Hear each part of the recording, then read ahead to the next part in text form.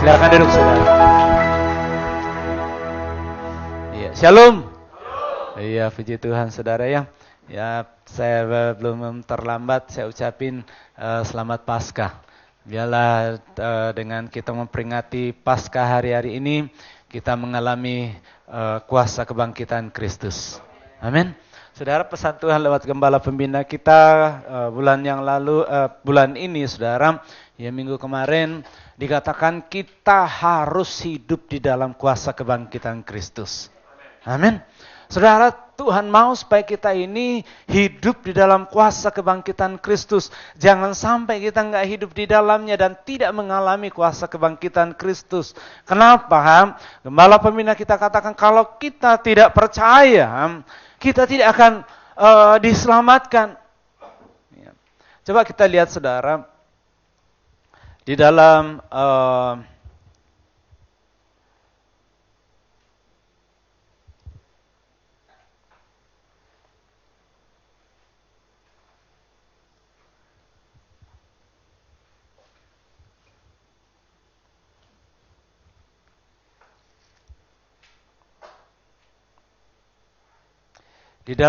Lukas pasalnya yang ke-24 ayat yang ke-19 kita akan baca sampai ayatnya yang ke-27.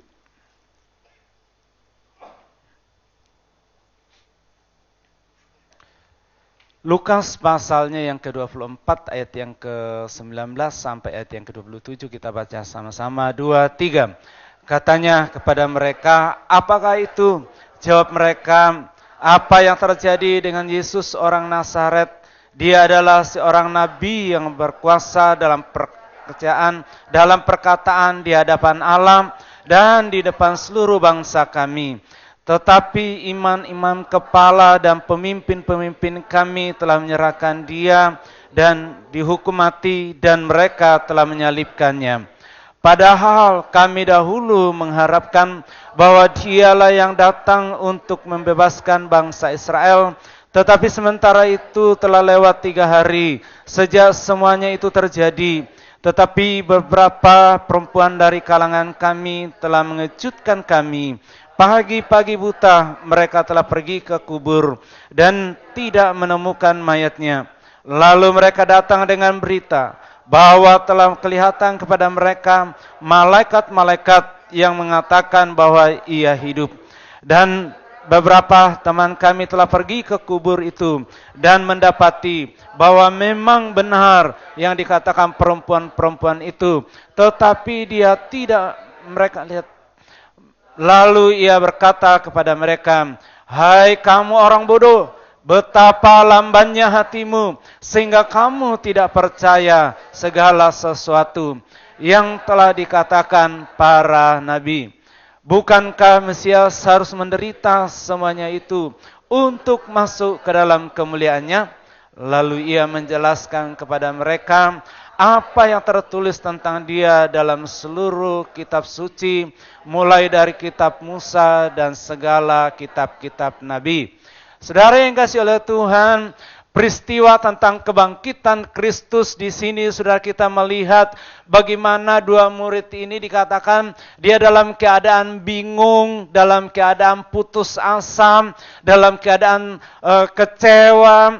Dan dia berkata sama temannya, ayo kita pulang kampung saudara. Tahu nggak saudara bahwa salah satu murid ini ditafsirkan adalah paman daripada Tuhan Yesus, saudara kandung daripada Yusuf saudara. Dan yang tahu persis visi kedatangan Tuhan Yesus, pasti saudara saya yakin dan percaya Maria cerita kepada iparnya bahwa kedatangan Tuhan Yesus ini untuk menyelamatkan dunia. Saudara, bahkan di sini kalau kita lihat saudara waktu dalam perjalanan, tiba-tiba mereka berdebat tentang apa yang terjadi pada hari itu. Kemudian Tuhan Yesus melihat mereka berdua berjalan dan mereka Tuhan Yesus mendekati mereka ini. Kemudian Tuhan Yesus tanya, kamu lagi ngobrol apa sih? Ya. Kemudian Kleopas, salah satu dari murid ini langsung menoleh ke belakang, Dan dia dikatakan dengan muka yang muram, saudara. Dia berkata, lo ini orang baru ya? Lo nggak tahu ya? Lo baru orang baru di Yerusalem. Lo nggak tahu apa yang terjadi selama ini. Ya. Kemudian Tuhan Yesus ngomong, apa sih yang terjadi? Kemudian dia cerita, saudara, seperti apa yang kita baca tadi, saudara. Saudaraku yang kasih oleh Tuhan, memang saudara, ada dasar mereka kecewa, ada dasar mereka mengalami keadaan seperti ini, saudara. Kenapa? Keadaan pada waktu itu boleh dikata, saudara, mungkin kalau di Indonesia itu siaga 1.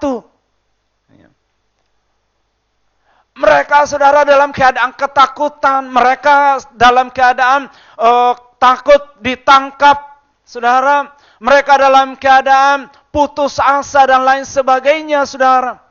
Tetapi apa yang dilakukan dalam keadaan itu, saudara? Dikatakan murid-murid itu ada yang masuk dalam rumah, dikunci rapat-rapat. Dan juga kedua murid ini, udahlah, daripada kita jadi bulan-bulanan, daripada kita terseret lebih jauh dengan masalah ini, ayo kita pulang kampung dulu, nenangin pikiran. Ya. Tapi di tengah-tengah itu, saudara, Tuhan menjumpai dia, saudara. Pesan saya hari ini, biarlah roh kita harus bangkit. Yang mau katakan amin? Roh kita harus bangkit, saudara. Saudara, manusia roh kita ini harus bangkit. Kenapa, saudara? Murid-murid ini dia nggak tahu. Waktu Maria ketemu dengan Tuhan Yesus, dia lagi nangis, saudara. Dia lagi sedih. Ya. Waktu murid-murid ngumpul dalam rumah, waktu Yesus datang, dikirain, saudara, itu setan. Ya. Hantu, saudara. Di Alkitab dikatakan bahwa dikirain hantu. Kenapa? Karena mereka dalam keadaan takut. Saudara, dan ayat ini juga dikatakan bahwa Yesus, bayangin, Kleopas sudah ngelotot, udah melihat ke mukanya, tapi dia nggak kenal Tuhan Yesus. Saya renungkan kenapa. Nah, ternyata, saudara, alasannya. Yang pertama, karena nggak percaya. Dia nggak percaya bahwa Yesus bangkit. Saya nggak mau lebih lama di sini, saudara. Tapi firman Tuhan katakan begini, saudara. Kalau saudara dan saya tidak mau hidup di dalam kuasa kebangkitan Kristus, kalau saudara nggak percaya tentang kebangkitan Kristus, kalau nggak sungguh-sungguh percaya bahwa Allah yang aku sembah adalah Yesus, adalah Tuhan yang bangkit, saudara adalah orang bodoh, kata firman Tuhan.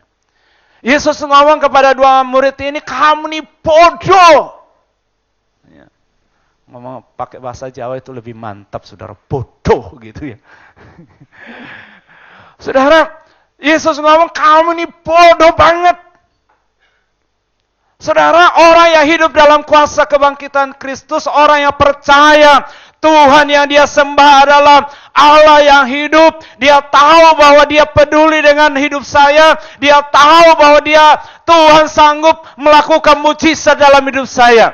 Berapa banyak yang percaya di sini bahwa Allah sanggup memberikan mujizat buat kita? Saya percaya kita semuanya. Jangan nggak percaya mujizat, saudara. Ada gereja, ada orang yang bilang, oh itu mah zaman dulu, zaman rasul-rasul. Oh ini mah zaman now. Ya. Nggak bisa, nggak terjadi lagi mujizat. Saya katakan kalau ada orang seperti itu orang bodoh. Sebab Allah yang kita sembah adalah Allah yang hidup. Allah yang kita sembah adalah Allah yang mengerti keadaan kita. Allah yang kita sembah, Allah sanggup melakukan perkara-perkara yang besar dalam hidup kita.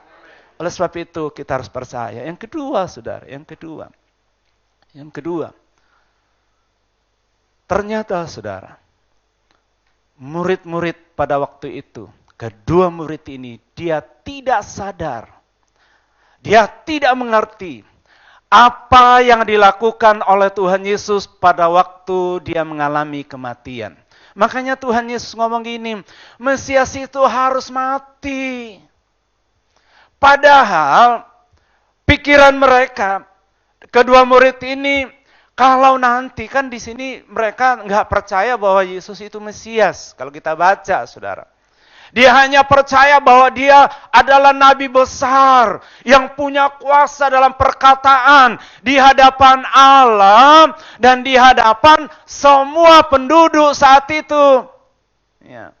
Jadi hanya sebatas itu, saudara, dia nggak percaya bahwa Yesus yang selama ini 3 tahun mereka ikutin, bahkan mungkin ini kan pamannya, saudara, berarti udah hampir 30 tahun dia lihat Tuhan Yesus ini, dia nggak percaya bahwa dia adalah Mesias, Juru Selamat.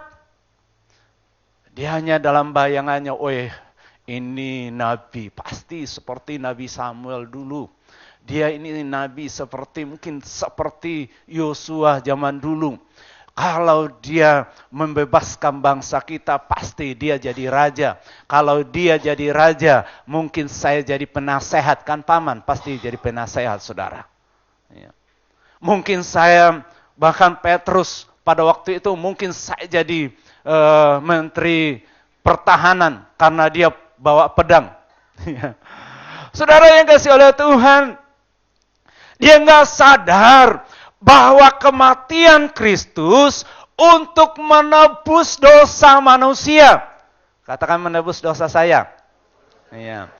Pasca, saudara, waktu pasca pertama di Mesir, apa yang terjadi? Waktu domba disembelih, saudara, itu membebaskan orang Israel dari maut. Nomor 1. Yang kedua, membebaskan umat pilihan Tuhan, orang Israel, dari Mesir, dari perbudakan. Mesir berbicara tentang dunia. Dipindahkan ke suatu tanah, namanya tanah Kanaan, tanah perjanjian. Dan itu menjadi umat pilihan Tuhan. Jadi pasca yang di Mesir, saudara, itu memindahkan umat Tuhan dari Mesir, dari dunia, cara-cara dunia, pindah di suatu tempat namanya tanah perjanjian yang saat ini kita sebut Israel. Yang berlimpah susu dan madu, menjadi umat pilihan Tuhan, menjadi milik kepunyaan Tuhan. Nah, pasca yang terjadi pada waktu kematian Tuhan Yesus, demikian juga sama, saudara.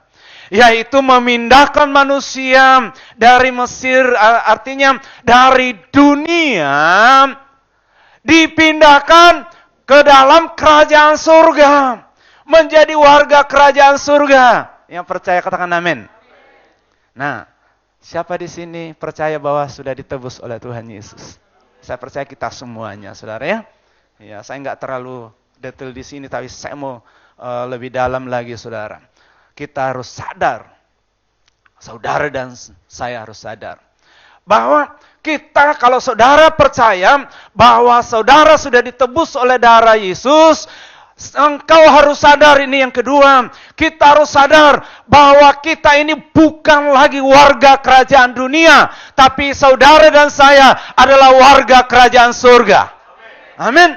Dan tubuh yang kita miliki ini, saudara, yang masih nginjak bumi, yang masih nginjak Arkadia, saudara, memang kita masih ada di Arkadia, tetapi sesungguhnya tubuh ini adalah tubuh rohani, tubuh kerajaan surga. Amin. Berapa banyak orang yang jatuh bangun, kalah terus, jatuh dalam dosa, hari ini bertobat, besoknya jatuh lagi. Bertobat, jatuh lagi. Ya. Kenapa, saudara? Dia nggak sadar bahwa hidupnya, tubuh ini adalah tubuh rohani. Artinya tubuh yang asalnya dari surga. Amin. Banyak kenapa, saudara, orang kalah terus. Ya. Kalah atas dosa, kalah atas masalah, saudara. Bahkan mungkin ada pelayan-pelayan Tuhan. Hari-hari ini ramai, saudara. Ada pendeta kalah, saudara, hanya karena masalah. Dia kecewa, kalah, saudara, tinggalkan Tuhan. Kenapa? Karena dia nggak sadar bahwa hidupnya bukan lagi hidup milik dunia, tapi milik surga. Coba lihat kiri kanan. Ada nggak wajah-wajah surga, saudara? Haleluya. Haleluya. Nah, saudara yang kasih oleh Tuhan, saya sampaikan begini, saudara. Dasarnya apa? Bapak ngomong seperti itu. Firman Tuhan katakan begini, tidak tahukah kamu adalah bait Allah dan roh Allah ada dalam diri kita. Ada produk surga dalam diri kita. Tepuk tangan buat Tuhan Yesus. Haleluya. Di dalam diri saudara ada produk surga. Memang daging ini saudara masih sakit, saudara. Masih butuh makanan yang ada di dunia. Tapi saya mau katakan, lebih dari itu, di dalam diri kita ini ada produk surga. Engkau lagi bukan produk dunia. Engkau lagi bukan milik dunia. Tapi saudara dan saya milik surga. Makanya saudara, biarlah kita ini sadar hari ini. Bahwa engkau lagi bukan milik dunia. Tapi engkau adalah milik surga. Kalau engkau sadar bahwa saudara dan saya adalah milik surga. Maka firman Tuhan katakan begini dalam Yohanes.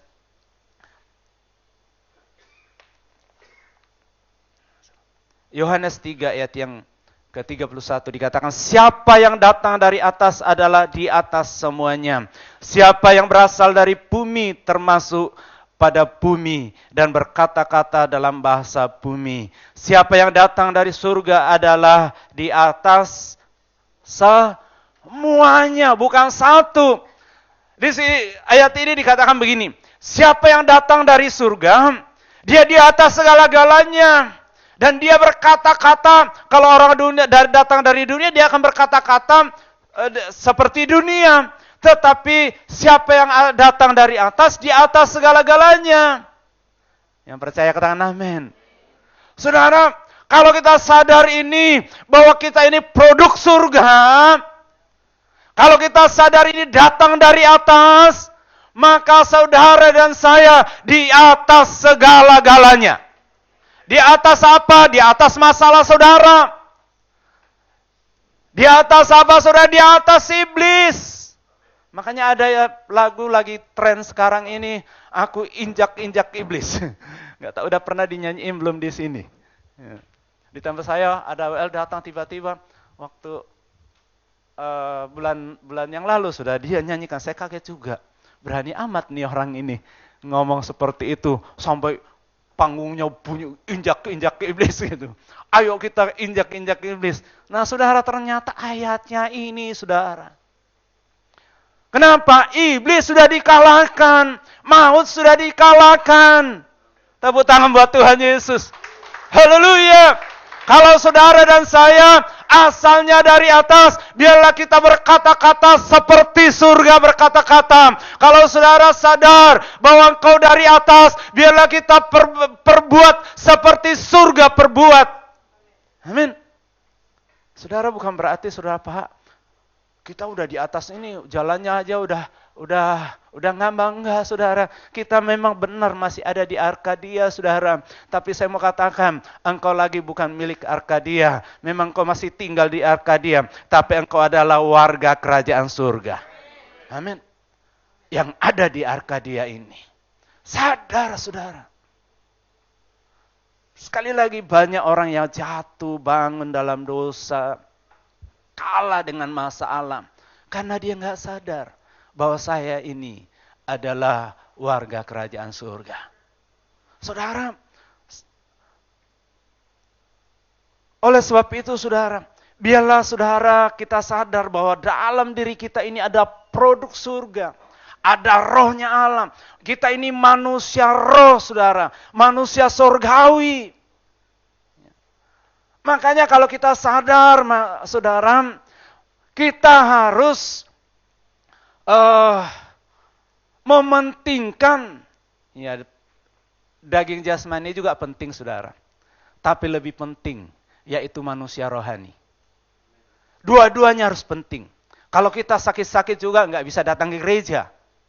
Ya. Perlu kita rawat, tapi saya nggak bahas tentang masalah jasmaninya. Tapi saya mau lebih ke rohaninya, saudara.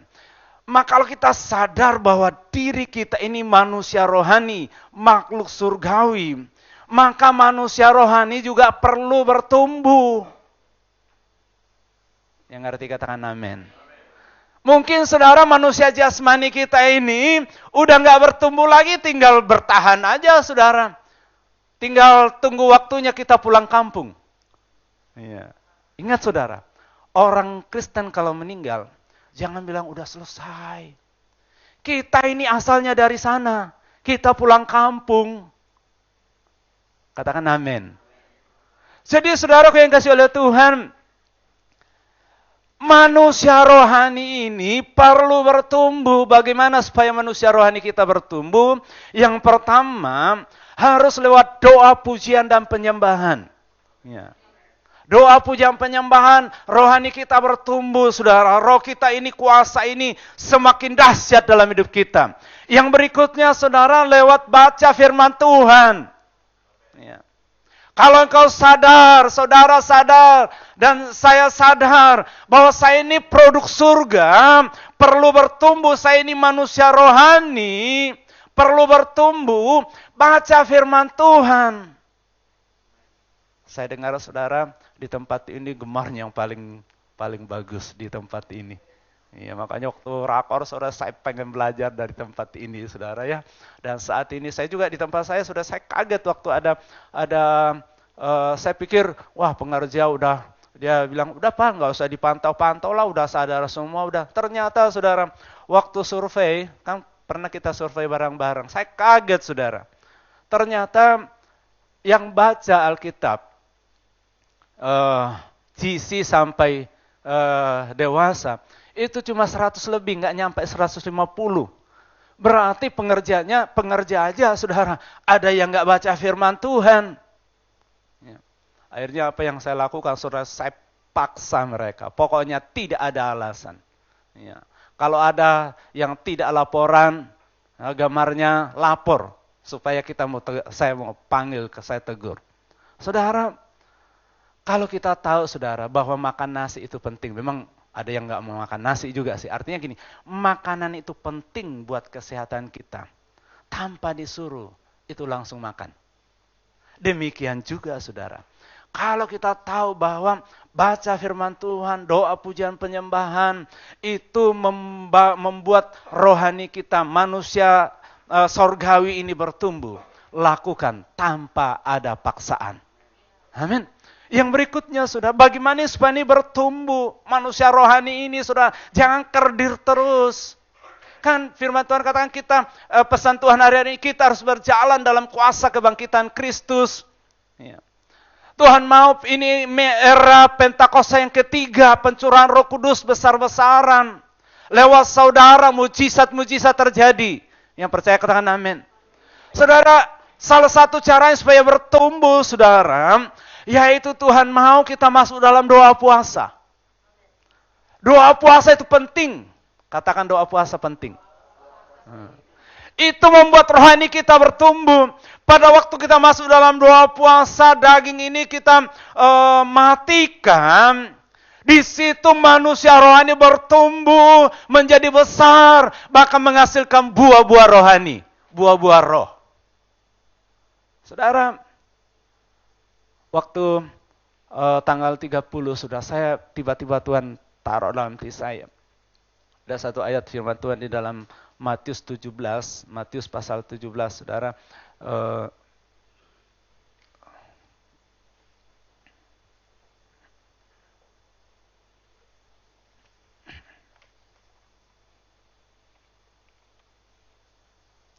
Di situ dikatakan bahwa pada waktu murid-murid dikasih dibawa ada seorang anak sakit ayan, kemudian orang tuanya bawa kepada murid-muridnya.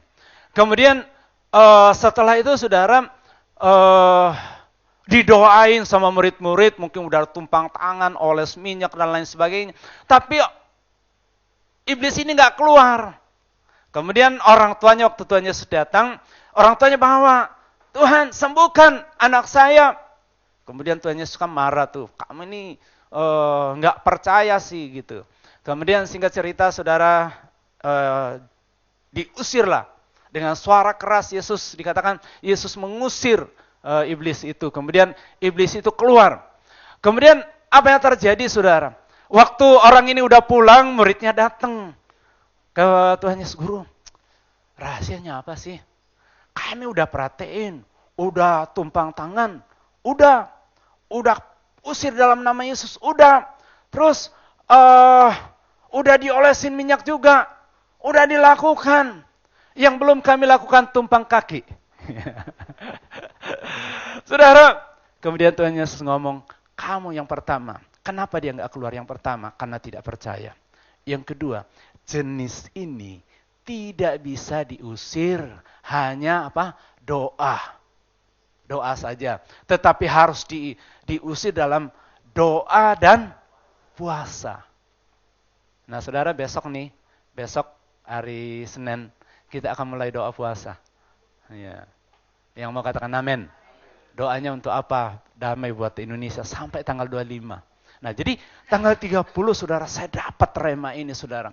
Saya pikir waktu minggu habis kebangkitan Tuhan Yesus, Tuhan ada pengkhotbah datang di tempat kami.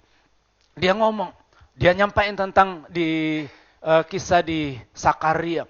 Dikatakan dalam bulan yang kelima, bulan yang ketujuh, bulan yang puasa yang ke-9 dan bulan ke-10, ada bulan kegirangan. Jadi dikatakan harus puasa. Saya dalam hati saya, ya puji Tuhan, kami kemarin sudah puasa. Waktu kita puasa kan 21 hari. Ya mungkin saudara ingat, kita puasa untuk sebelum Pileg, saudara. Kita puasa 21 hari. Setelah selesai puasa, kita masuk dalam kan HMC di tempat kami tanggal 27 bulan yang lalu.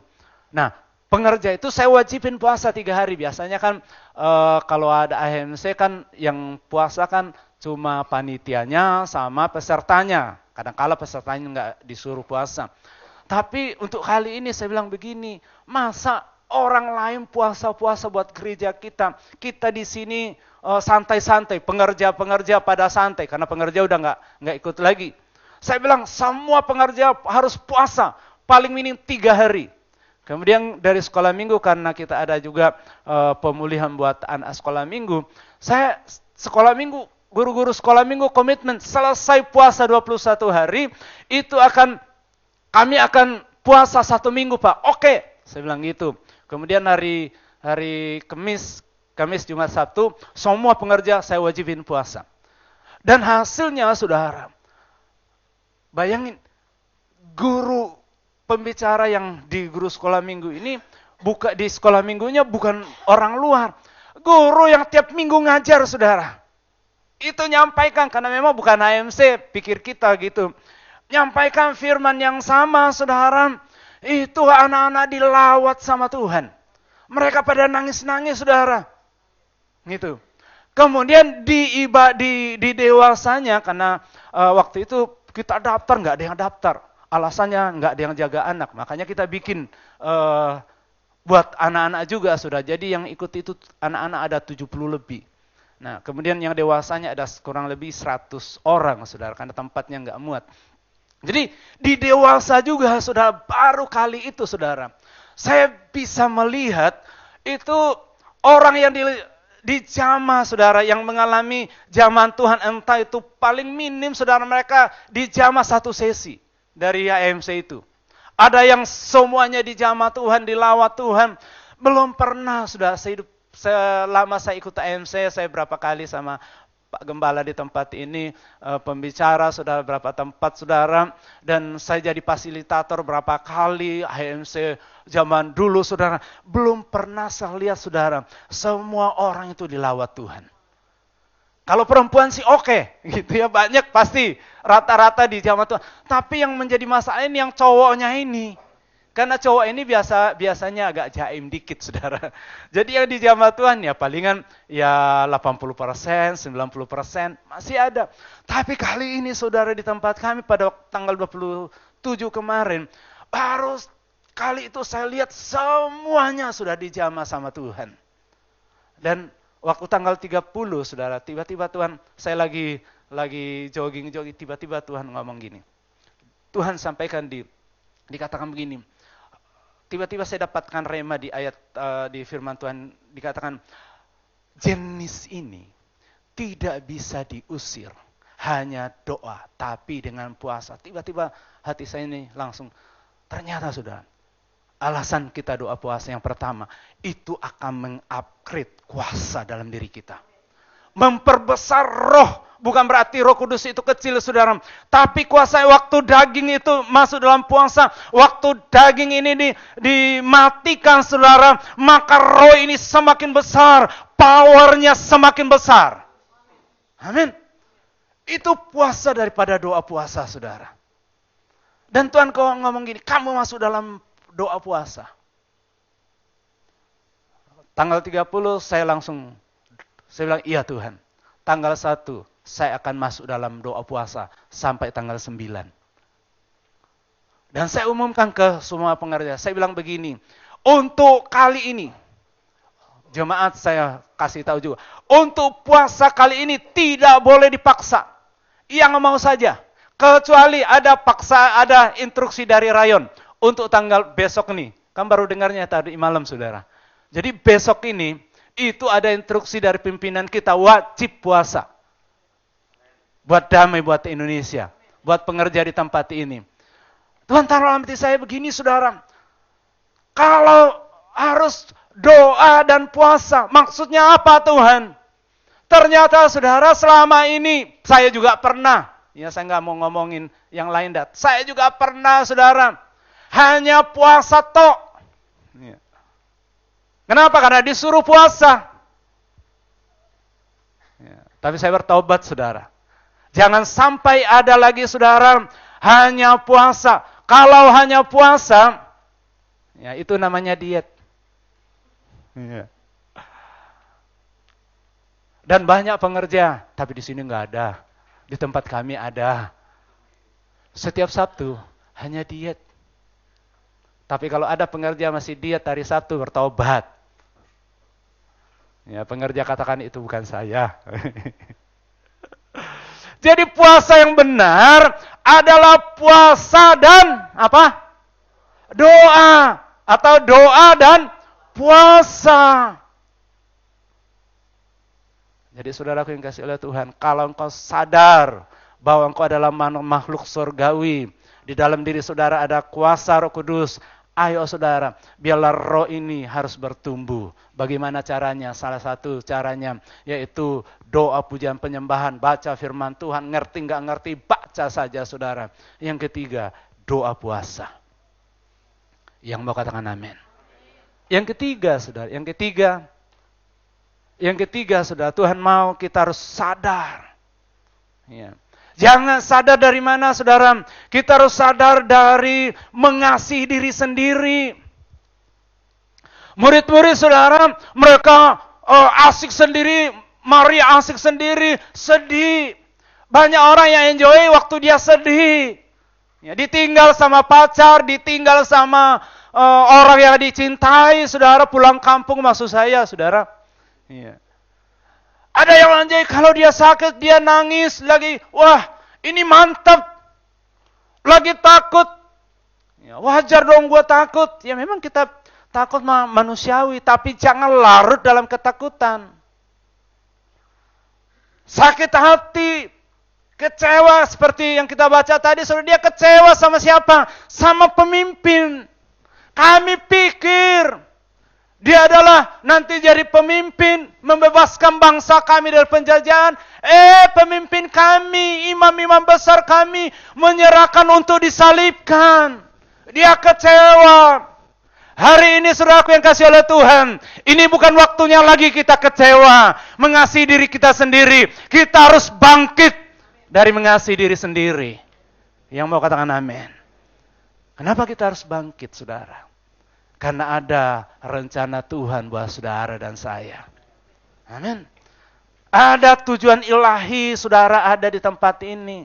Kalau saudara tinggal di daerah Arkadia dan sekitarnya, ada misi Tuhan buat kita, saudara. Misi Tuhan apa, saudara?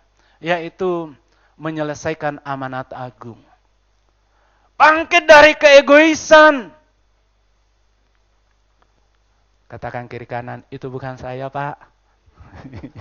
Itu bukan saya, Bu, yang egois. Maksud saya, Bapak maksudnya egois gimana? Oh, yang penting gue ini udah selamat.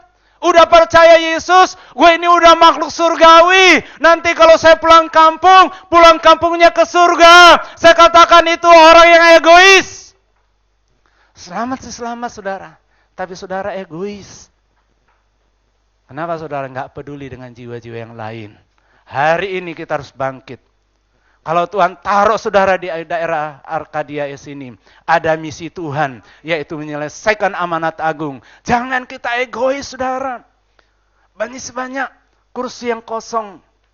Di samping saudara masih kosong. Paling tidak saudara doain. Kalau saudara datang di tempat ini ada kursi yang kosong, Tuhan aku berdoa minggu depan, ibadah yang pertama, kursi ini diisi dengan jiwa-jiwa. Amin. Saudara ajak jiwa-jiwa datang ke tempat ini. Kalau Pak Gembala datang, saudara, ini pendeta mau ngapain datang nih? Tapi kalau jemaat ketemu di pasar, shalom, selama ini ibadah di mana? Oh, nggak pernah ibadah. Ayo datang di tempat kami. Masalah dia mau datang ke tempat ini, dia urusannya dengan Tuhan. Nanti Roh Kudus yang bekerja. Tapi yang penting kita ngajak. Survei membuktikan di tempat kami, saudara, 90% jemaat yang baru itu jemaat yang membawanya. Memang ada juga yang dibawa sama pengerja. Tapi kalau pengerja malas ngajak jiwa-jiwa bertobat. Ini Pak Pendeta datang suruh kita bertobat. Ya bertobat, saudara. Kenapa, saudara? Ada mahkota yang Tuhan sediakan. Yang pertama kalau kita percaya Yesus. Masuk surga dapat mahkota 1. Tapi ada mahkota untuk memenangkan jiwa-jiwa. Hari ini sudah saya ajak kita mau karet kita, ayo kita bangkit. Bawa jiwa-jiwa. Ya.